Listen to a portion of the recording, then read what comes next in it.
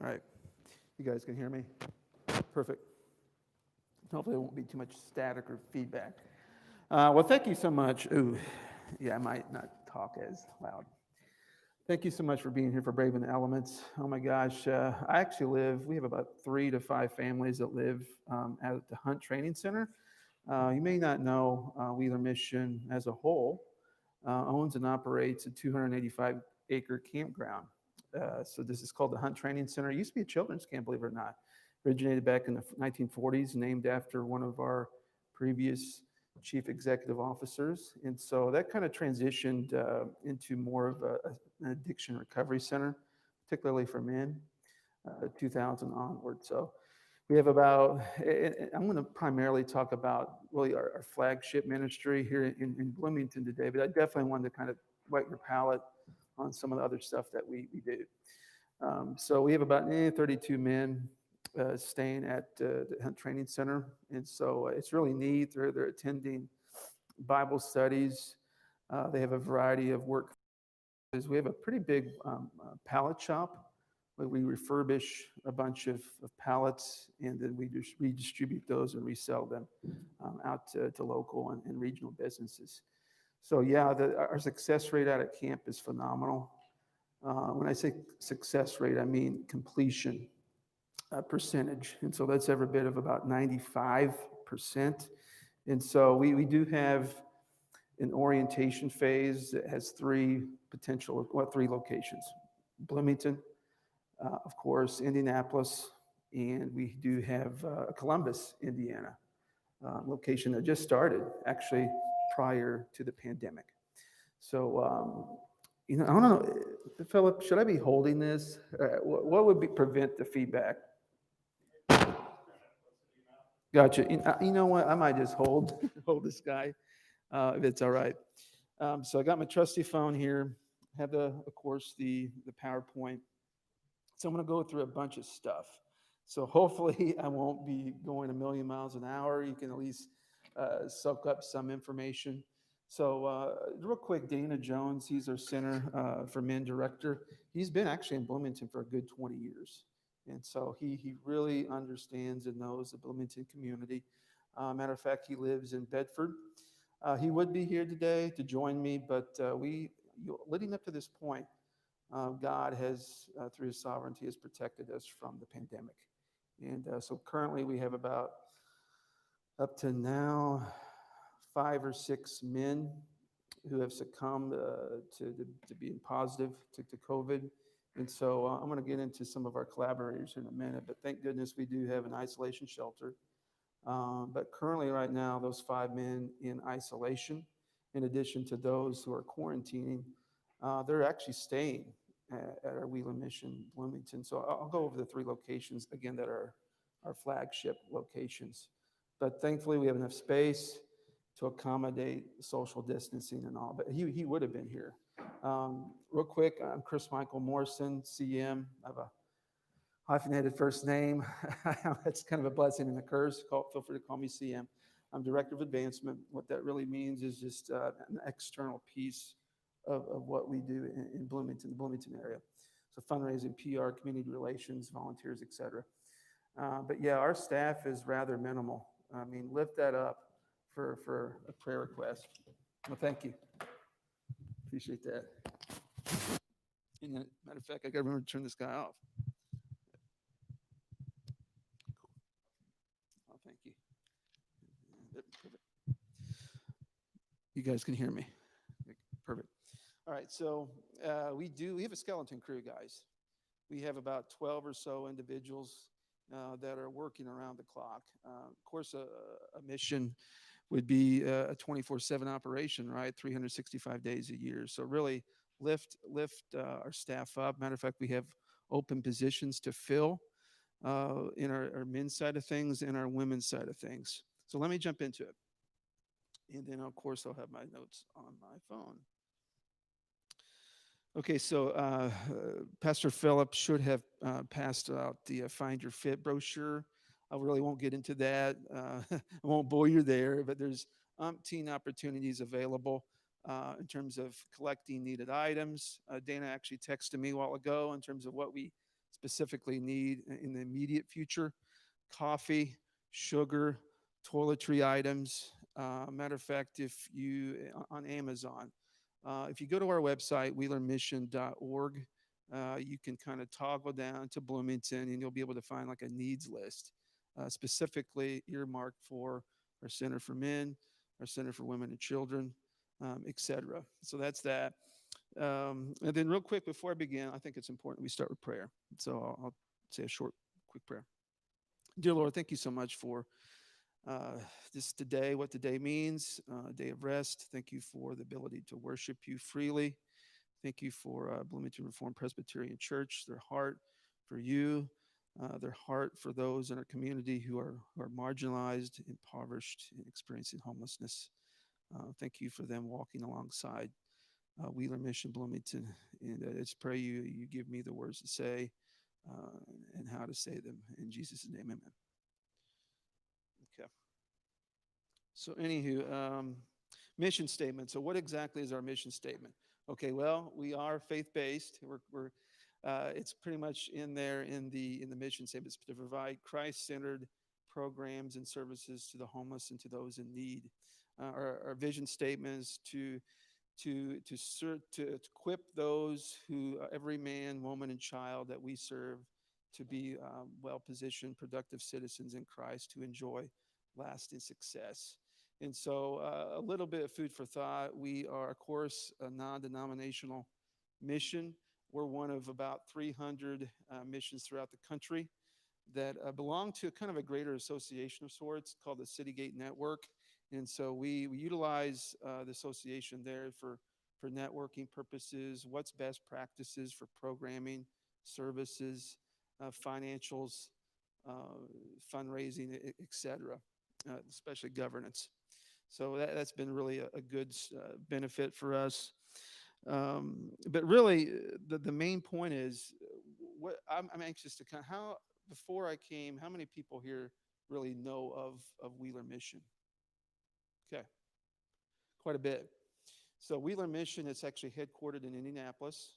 Okay, we just celebrated our 125th anniversary, believe it or not. That was like 2 or 3 years ago. So it's been a beacon it's Indiana's oldest and largest homeless shelter. And so it has a myriad of locations in Indianapolis. I won't get into that. But just in terms of history's sake for Bloomington, how many were familiar with Backstreet Mission?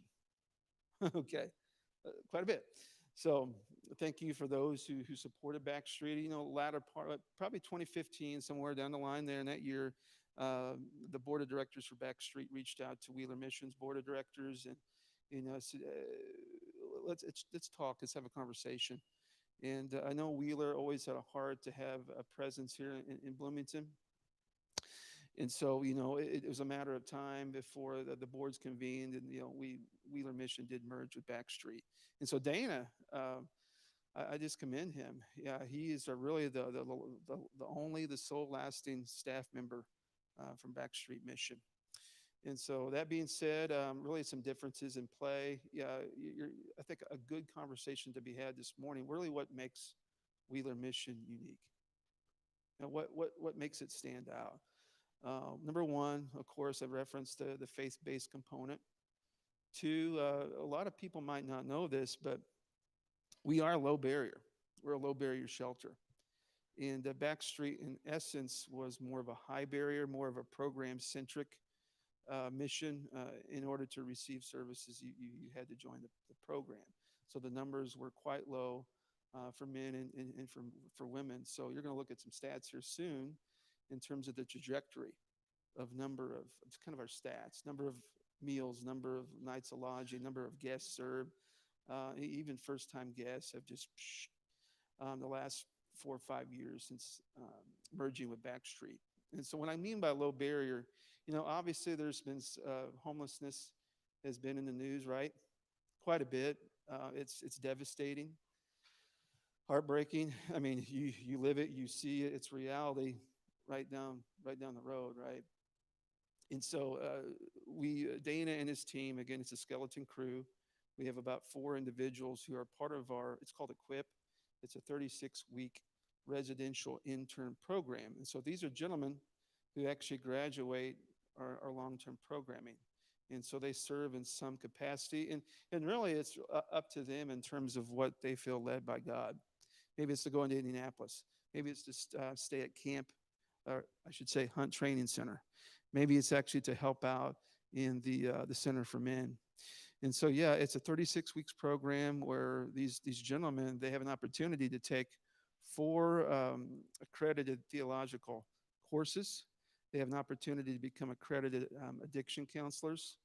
And so it's remarkable when I think about camp, and I think about these men who they might not know necessarily that much about homelessness, but they're willing to take um, a step forward. And so it's been great to see them serve. And thank goodness we have them, because we're down to one guest service coordinator. Again, this is a 24/7 operation. We have about 100 or so individuals that we serve on a daily basis. And it's Bloomington wide. And so this, back to Seminary Square, all this time, we've been sending our shuttle bus. We have a little junkie shuttle bus that we send out, and we've been partnering with our collaborators. And you'll see here in a second who they are. But from the street outreach teams from Beacon to Centerstone.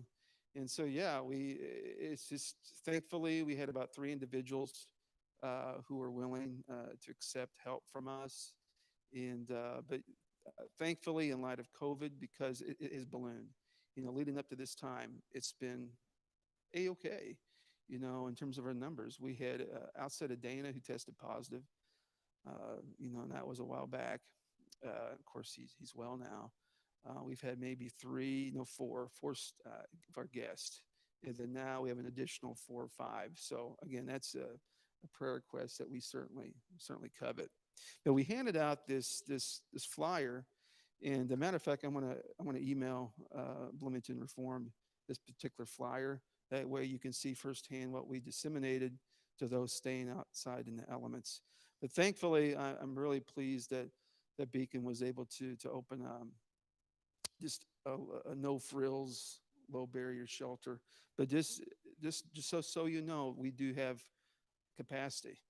Capacity has never been an issue. We have about 157 really bed space, and that's accommodating social distancing at our Center for Men. And actually that number, the 157, that does include our new reopening, I should say, of our Opportunity Lane location. And that's where we shelter women experiencing homelessness each evening. And that was through the partnership of the city of Bloomington and Monroe County. But yeah, just for instance, we had a couple, really some talking points that we handed out, distributed to those out in the elements at Seminary Square that I think are vitally important. For instance, what is low barrier shelter? So for us to Wheeler, it's being in low barrier shelter means we accept people as they are and provide a safe, warm place of shelter for those who may have no other option. While some shelters may require a homeless neighbor to be sober or pass a drug test, we do not. A neighbor experiencing homelessness can show up at our doors just as they are without the need for an ID, fear of a warrant check, or drug alcohol screens. It's interesting in terms of the demographics who stays at our shelters. 55% of our guests actually come from Monroe County. 25% of our guests come from the surrounding counties, the donut counties. And then the rest, anywhere, everywhere, from California to Florida, they're just passing through. And so that's one particular point I wanted to make about the low barrier. The second, I think, is equally important, is because even though we're a Christian organization, sometimes there's the misperception that we require attendance to religious services. Yes, we do have what mirrors a chapel service per se in the afternoon. We call it fellowship hour, but it's certainly not a mandate. I think that would defeat the purpose of being a shelter, and so we do, it is an opportunity. And of course, that plays a part in our long-term programming. But yeah, we handed that out. Of course, it included just what to expect as a guest of Wheeler Mission, what services we provide, where on earth are we located, etc. So I wanted to bring that to your attention. And FYI, I do want to make time, if Lord willing, if there's for some Q&A, because I'm sure you do have some questions that you'd like to ask. So I want to be cognizant of that.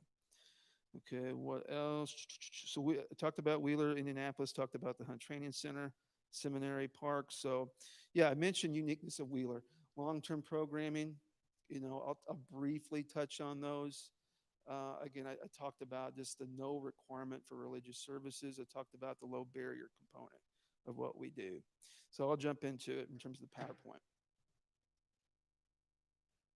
So bear with me here. Okay, so on a given night, now this is a little, in terms of that number you see there, 400 neighbors experiencing homelessness. That's a little bit older. I would say this past week, or it's certainly imminent. When I say imminent, maybe next week. The HUD performs an annual 1 point in time count for those experiencing homelessness. So for the state of Indiana, you're going through pretty much every conceivable county. And so that each county and each service provider through the state's database, we perform what's called an annual point in time count. And I think that number in of itself is understated, because you have certainly folks who are living out in the elements, as we just talked about, right? We have folks in abandoned buildings, transitional housing, our shelters, and we have some great earlier on our shelters. And so I touched on the encampments at Seminary Square. So hopefully that sheds some light that homelessness is very, very complex, and we need experts in the field from a variety of areas, from legal service to mental health to substance abuse disorder, just long-term housing solutions, particularly here in Bloomington, among other characteristics that make it complex. But next, let's see here. All right. Talked about who we are. And so this is kind of walks you through this. We provide programs and services to the homeless and those in need. Our mission statement. We're non-denominational, as I referenced. We are, again, a social service organization, and we have a variety of things that we give to those experiencing homelessness, those impoverished here in the Bloomington and South Central area. And of course, that bottom portion is really our non-discrimination statement. And so that sometimes is a question: where do we stand on LBGQ2? Where do we stand with that? We're here to serve. That's the of those in need and to care for them where they're at. Matter of fact, we had a transgender individual staying with us at our Opportunity Lane facility. So that was, I think, a matter of about a week ago. So our 3 locations. Again, this is our flagship ministry component. So Center for Men. So pretty much the thoroughfare that you're looking for here is West 3rd Street for Center for Men and Annex. Center for Men that can accommodate up to 102 individuals. That's factoring in social. Okay, so the Annex is actually a new building we're able to purchase that sits pretty much on our Center for Men campus. It sits right next to Jazzercise. So you're on West 3rd Street, right before you hit Culver's. You turn right. You go right between Pizza X and another strip mall area on Westplex. But there you see it. You'll see the Wheeler Mission Bloomington sign, Center for Men. But yeah, we have about 15 to 20 men who can stay there in the evening. So that building in particular, I'm so excited. It has been a radical change for us. Up to this point, so Back Street in its history was about 20 years old before we merged with it. And then we've been in existence for Wheeler for 5 years, so 25 years. We've been using residential washers and dryers up to this point. So think about that when you're doing your own laundry, especially with those with kids. I mean, it's just an ongoing process. It's a 24/7 operation. And now, thankfully, we have 2 commercial washers and 2 commercial dryers. We can have laundry done in 2 hours. And so, long story short, there, we're probably going to have the capacity to even wash those at our hunt training center. So that's been a huge, huge blessing. So it's twofold. That area right there in the left of that building, right to the left of the garage door, that's where our commercial laundry hub is. The middle portion of that building now is our day room. And so, especially with the pandemic, we've been able to have capacity to space out. Men and women can stay there out of the elements during the daytime. We have case management on site around the clock, so people can go through that door on the right. They're checked in, and they're safe and sound. And of course, that doesn't include the day room space at our Center for Men building as well. And so, Opportunity Lane, we call that the Genesis House. Uh, that was just kind of this year, obviously, has been rough, or past year. The past year's obviously been rough. For us, we kind of just a monkey wrench was thrown our way, just in terms of lack of funding. You know, I'm going to kind of just really be frank. Up to these 5 years, up to mid-July, well, early July, I should say, this year, Wheeler Mission Bloomington had been operating a deficit, a shortfall, and that was on average about $200,000 a year. And so we're privately funded outside of the new partnership that we have with the city of Bloomington, Monroe County, to at least provide winter contingency for the Opportunity Lane location. But the point is, Wheeler Mission, Indianapolis, has been funding the shortfall up to this point. And so something, in essence, had to give, and it was a heartbreaking decision by our executive team, let alone our board, to at least to spend our Center for Women and Children. But thankfully, the Lord stepped in, and that we've been able to reopen it at least through to winter. And so, the Genesis House, that's the name of that in light of Dana's vision for supportive housing. He eventually wants to open up transitional housing for men who graduate our programs. And so with the annex, so we have a strategic plan in place that covers about 2 to 5 years, and facilities are a big component of that. And so we certainly are going to use each of these 3 facilities. But thank goodness for the annex. That's used around the clock. We've already sheltered men during the evening. Once we have to simply transition that middle space in that building to shelter beds at night. And then really, as I mentioned before, the shelter for women experiencing homelessness, our hours are from 9 p.m. to 6 a.m. And we've had as many as 14 women staying at Genesis House per se. Up to this point, we were able to start in terms of our contractual agreement with the city in mid-December. And so we've had as many as 14. We have 35 available beds there. And so plenty of space. Obviously, it's a 2-story structure. And then, again, as I referenced earlier, 102 men can stay at the Center for Men in terms of emergency shelter services. They simply need a night to stay. Those who are under the elements in terms of alcohol, maybe it's drug-related, they have safe space on our bottom floor. So we do separate those out for their own safety, let alone the safety of our guests. And then, as I referenced before, 15 to 20 men can stay at our annex facility. So all in all, 152 men and women that we can shelter and serve. Okay, so community partners, I won't rattle them off to bore you, but just as you can tell, each of these areas are vitally important, from day services. For those who might not know, we offer meal coverage every single day, including holidays. I'm going to throw out some stats here soon, but we don't take a break from serving meals. It's not only open to our guests, it's open to our general public. So anyone driving down, of course, we make sure we physically distance. But as you can see from this list, it's pretty exhaustive. And we have a great deal of community support, let alone just there's so many great organizations out there here in this community, in this region.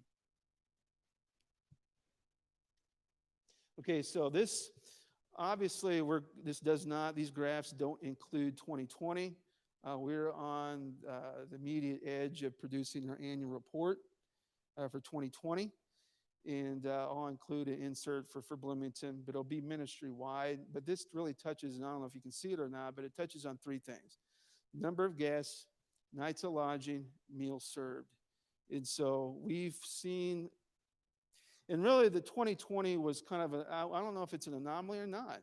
2020 has been great in terms of funding, and I don't know if you can really honestly say that for most organizations. It's been tough, from a staffing perspective, adjusting, working from home, et cetera, et cetera. But since we merged with Backstreet, we've experienced a trajectory upward. Why? I think the low barrier component. Number two, our facility. We do our very, very best to keep our facilities clean and accommodating. We want this to be a temporary home. We envision this is at least everyone's home for the time being. And so the men and the women that we have, they take great, great ownership in this. So just kind of from a 2020 perspective, we've served about 989 individuals, men, women, and children. Number of meals that we provided, close to 85,000. Nights of lodging, a little bit lower. Why? Because I mentioned before, the suspension, 5,000 plus nights of lodging provided. We had close to 500 first-time guests, 1,200 counseling sessions. I think that's really, really remarkable in light of, we only have 2 case managers on, one of which is a former case manager for our women's shelter.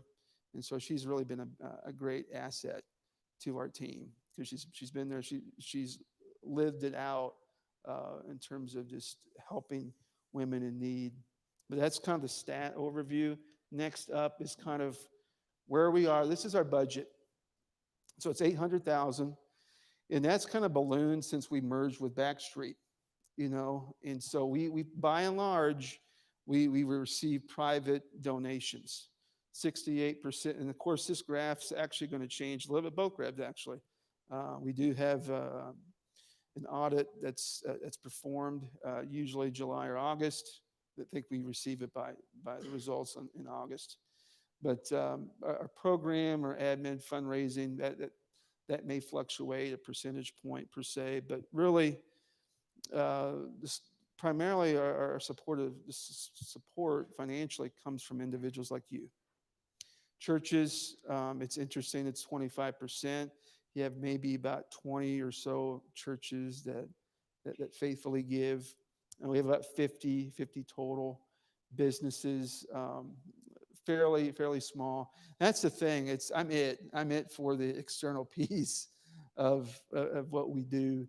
And so prayers appreciated there. But really our goal, again, I referenced it earlier, the annual shortfall. And I've been here a couple years. The Titanic has been gradually turning, per se. But that's a big prayer request. Number one, our goal is to simply balance the budget. And so the $800,000 doesn't include what the city and the county provided through their agreement with us to shelter women. But that is the end game goal. And our fiscal year is different. Why? Because it starts June 1st, ends May 31st. So we have about 4.5 months plus. Now I want to kind of walk you through real quick here. I want to be cognizant of time. Okay, I'm looking at the clock right now. This kind of is a schematic of what someone, when they enter our doors, what direction they may go. Okay, so emergency services, that's, when you factor out the winter, someone simply needs a night of shelter. We're low barrier. There's not much of a time limit per se. If someone needs a night of shelter, again, they could be drunk, they could be under the influence of drugs. There's space available to keep themselves safe, let alone our guests. our volunteers. We do have a short program called Employed. It's for those who are working full-time, part-time, temporarily. And really, when you look at it from a schematic perspective, 75 to 80% of our guests are those who are just simply seeking emergency shelter services. The others comprise our program. So Employed, Foundations, Equip, Connect.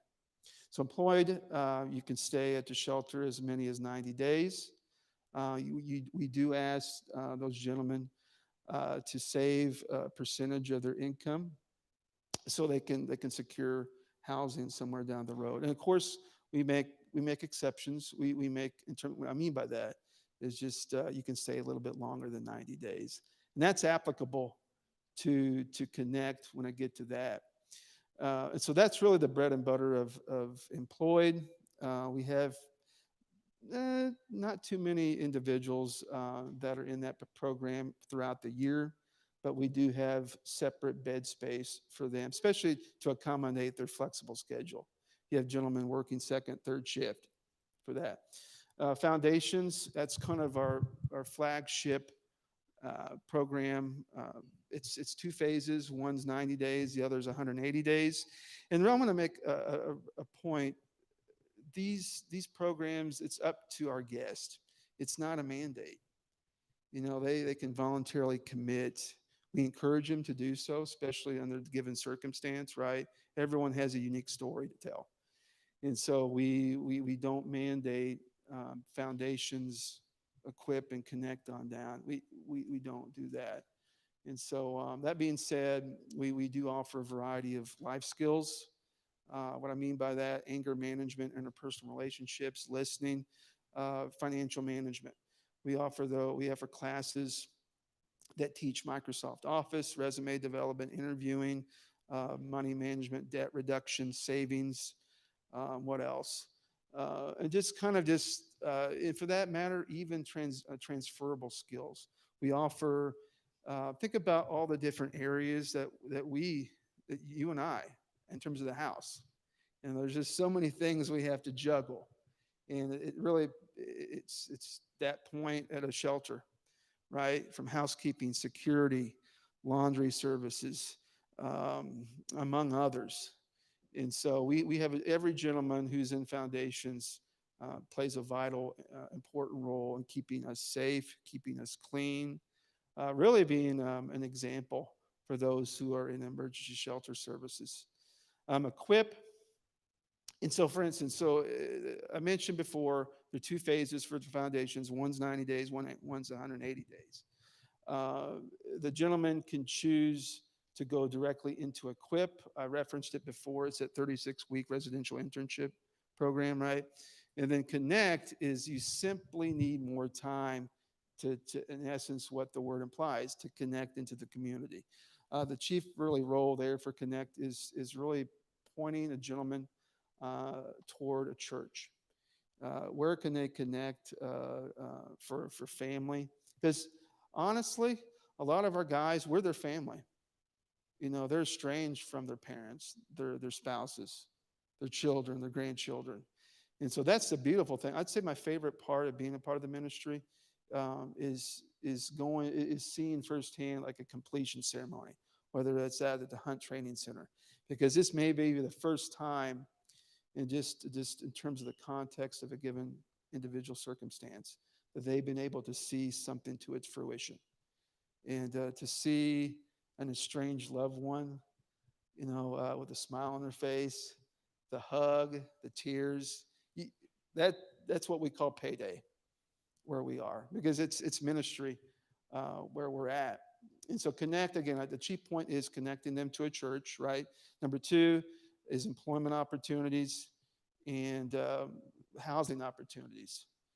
And so that's the three components. Again, we give folks grace in terms of they may need an additional 30 days beyond the 90. So that's that. Hopefully that makes some sense of the schematic. I'll leave this up for your sake, just to read it, and I'll give you guys a second or two to read that.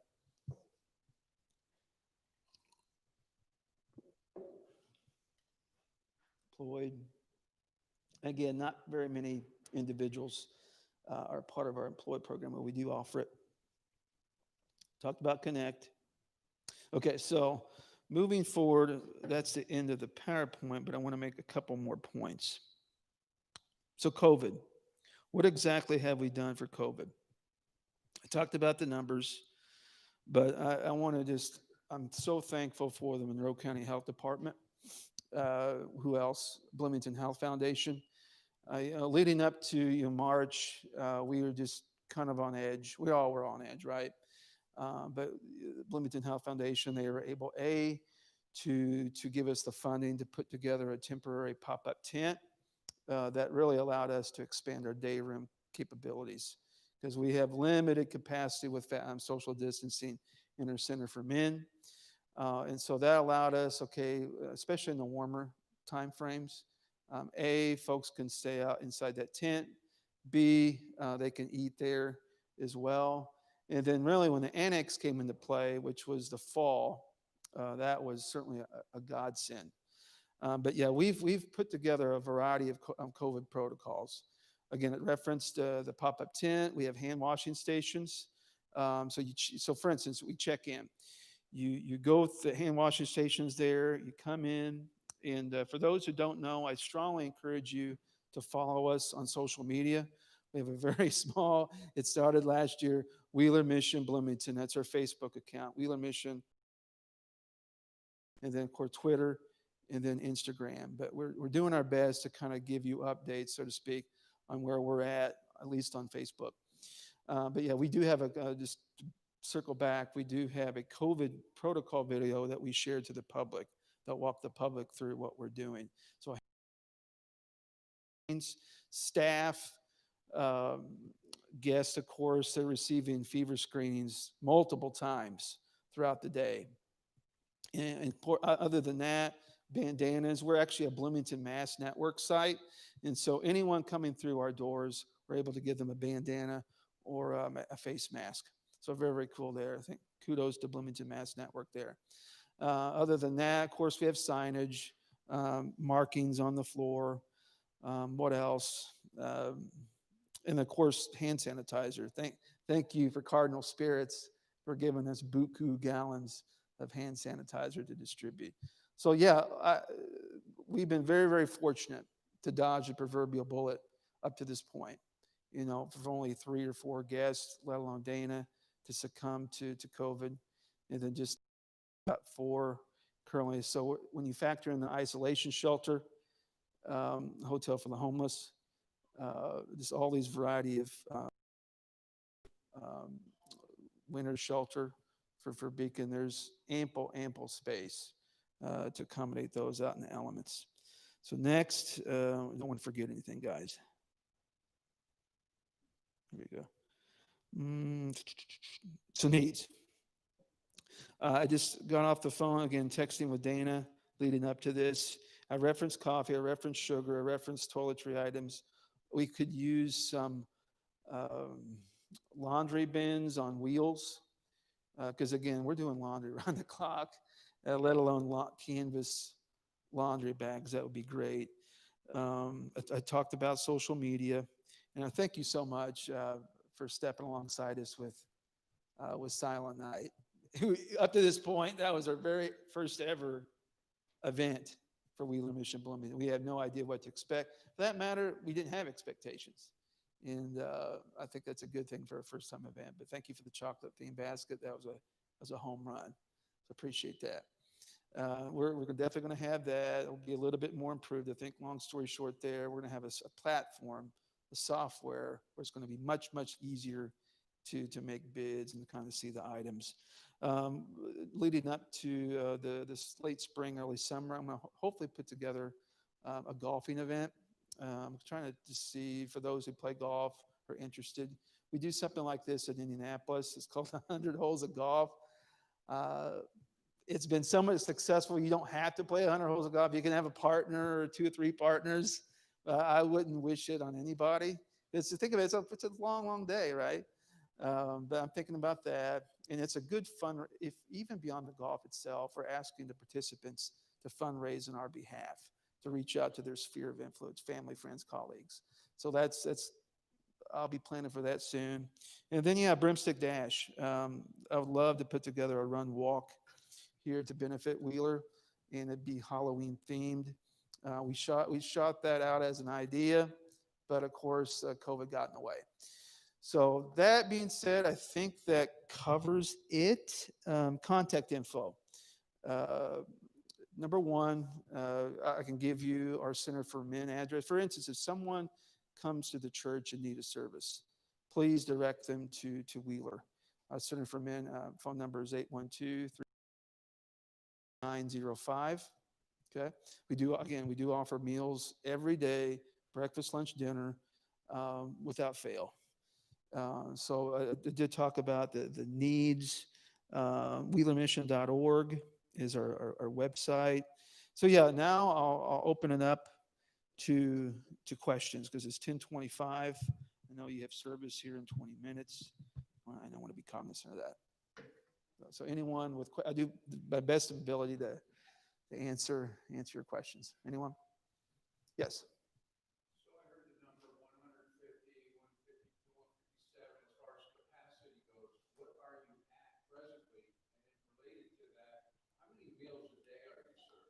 Yeah, great question. Both great. Meal wise, we're averaging about 200 or so meals a given day, breakfast, lunch, dinner. In terms of our nightly census, thankfully we get reports every day. Weekends it may be a little bit longer, but let's see here. Thursday, the weekend rollout's coming. It might come tomorrow, which covers Friday night, Saturday night, Sunday night, tonight.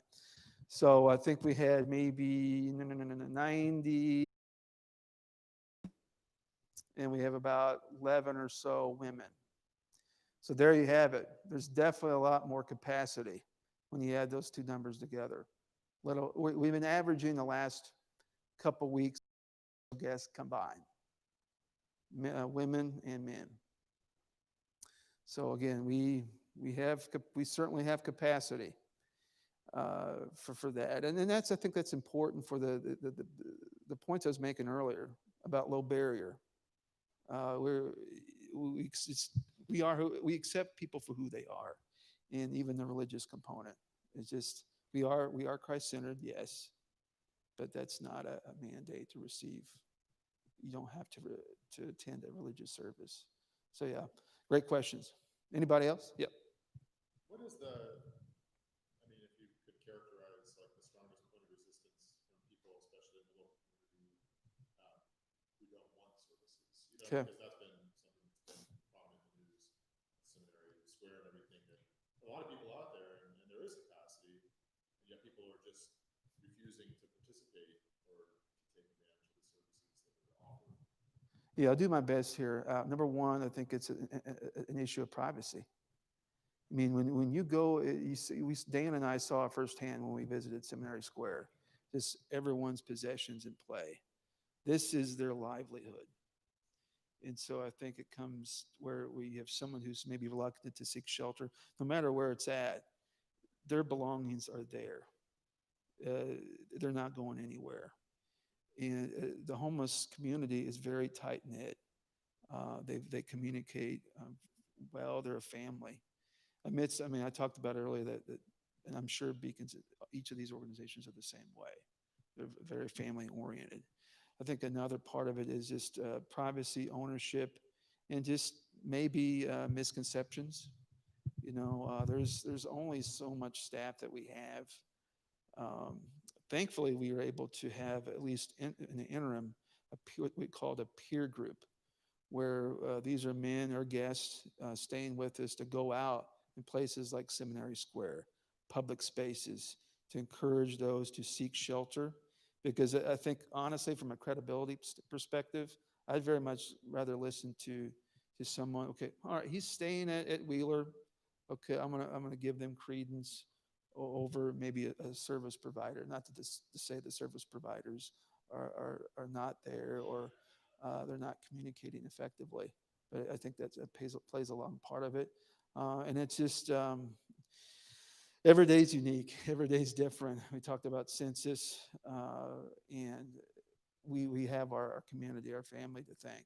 That's the men and women who are staying there. I think privacy, ownership, just the comfort level, no matter how uncomfortable it is, physically speaking. I think that plays a big part of it. Yes. You mentioned Sunday service and some kind there. How do you source the teachers for that? Is it internal to your operation? Churches provide someone, different individuals who can preach and teach those services? Yeah, great question. So it's again, it's a matter of contacting actually Dana, and if that's an interest of you or for anyone else. But it's throughout the week, and because of COVID, our volunteer opportunities have digressed. I think really the primary one now in the immediate future is the SAC meals. I didn't reference that in my conversation to you or monologue, but SAC meals. It really takes the pressure and alleviates off of. We don't have a food service manager right now, and so our food service manager has been spearheading all those 85,000 meals throughout the year.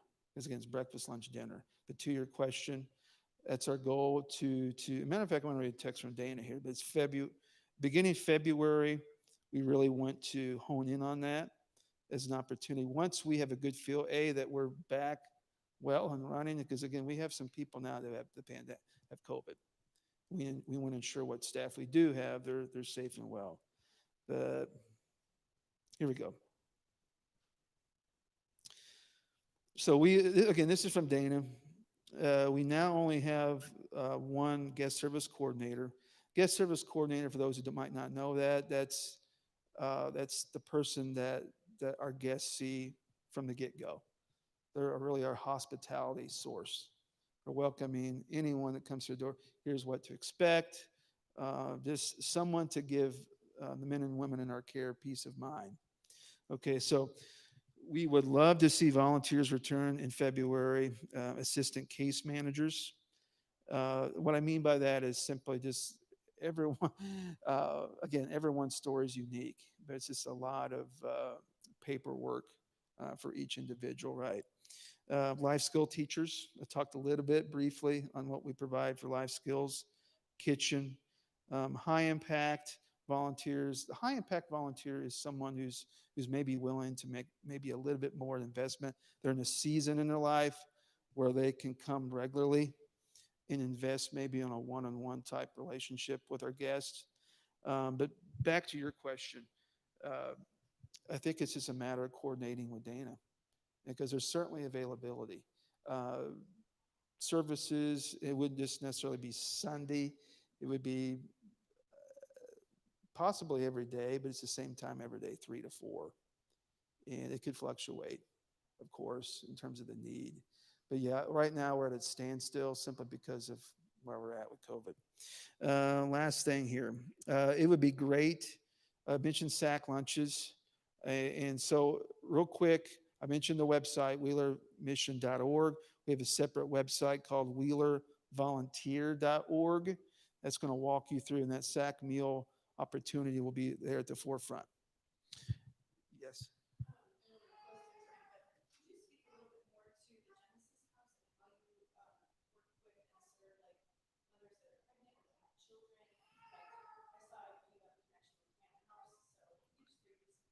Yes, it's a great question. Okay, so leading up to the suspension of the Center for Women and Children, we had a mother and her children there. But we had to make the heartbreaking decision if we were to unsuspend, that we couldn't accommodate children. And so that being said, that's where Hannah House, Middleway House, what else? New Hope for Families, that intact family unit, or a mother and children, a father and children. That's vitally important. So to put things in perspective, we have at this point now 3 times a week, Monday, Wednesday, Friday, we have a call of our service providers, representatives from the city. I think the chief of police there on hand to kind of just talk through some of these potential individual cases. let alone the bigger issues at hand. So we're just not in any staffing capacity, because actually we do have some open positions to fill. So if you all visit wheelermission.org, you may know someone who just this particular field would be of interest to them.